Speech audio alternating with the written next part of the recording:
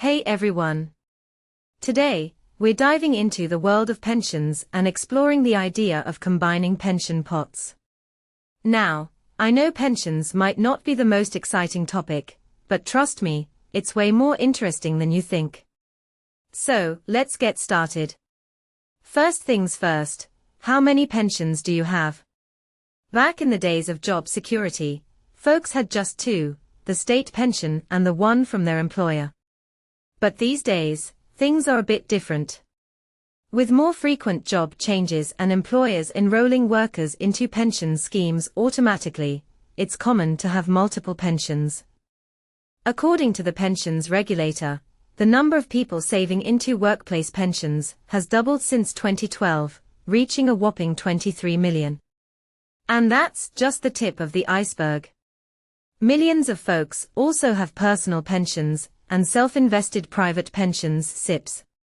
Some even have all three. Now, here's the thing, every time we change jobs, we're likely to start a new pension. With an average job tenure of around 5 years, it's possible we'll end up with multiple pension pots by the time we retire. So, what's the deal with combining them? Well, it's all about simplicity and potentially saving some serious cash. By consolidating your pensions, you can make it easier to understand and manage your investments. Instead of dealing with multiple providers, you can have everything in one place, which can be a game changer. Let's break it down further. Combining pension pots can lead to lower annual management fees, which means more money in your pocket. Moving money from underperforming funds to those offering better returns can also boost your savings. And if you want to access your pension through flexible drawdown, having everything in one place can make the process smoother. You won't have to juggle multiple providers, which can be a real headache in retirement. But hold on, there are some caveats. Combining pensions isn't always the best move. It depends on your situation and the specific benefits offered by your existing pension. For instance, if you have a defined benefit pension, also known as a final salary pension, moving it might result in a loss. There are rules in place to protect folks from this, but it's still something to consider. Now, let's talk fees. Not all providers charge exit or transfer fees, but if they do, they can eat into your savings. So, when considering consolidation, it's crucial to check the fees. If they're significantly higher than what you're currently paying, it might not be worth it. Remember, annual management fees on workplace schemes are typically lower due to bulk membership negotiations.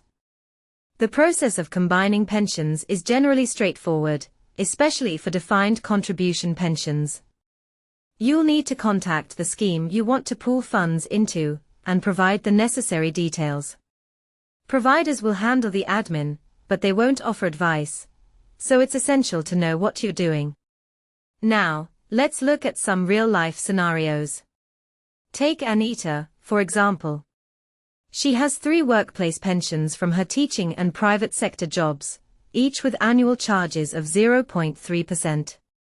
The Teacher's Pension Scheme, TPS, is considered the gold standard, and she might be able to start taking her pension as early as 60. In this case, it makes sense to leave the TPS as is. For others, like Gemma, who has multiple workplace pensions, consolidation can be beneficial. It helps to simplify the management of retirement savings and makes it easier to understand what's available. However, it's crucial to track down and combine these pensions before things get too messy. Phil, on the other hand, has a mix of pensions, including a SIPP with higher fees. In this case, it might be wise to move the SIPP to a lower-cost pension. And for Sam, who has small pension pots, consolidation can provide simplicity and potentially better returns. In conclusion, combining pension pots can be a smart move for some, but it's not a one-size-fits-all solution. It's essential to consider your specific circumstances, fees, and the benefits offered by your existing pensions. So, if you're thinking about consolidating your retirement savings, Do your research and make an informed decision. Thanks for watching, and I hope this video has shed some light on the world of pensions.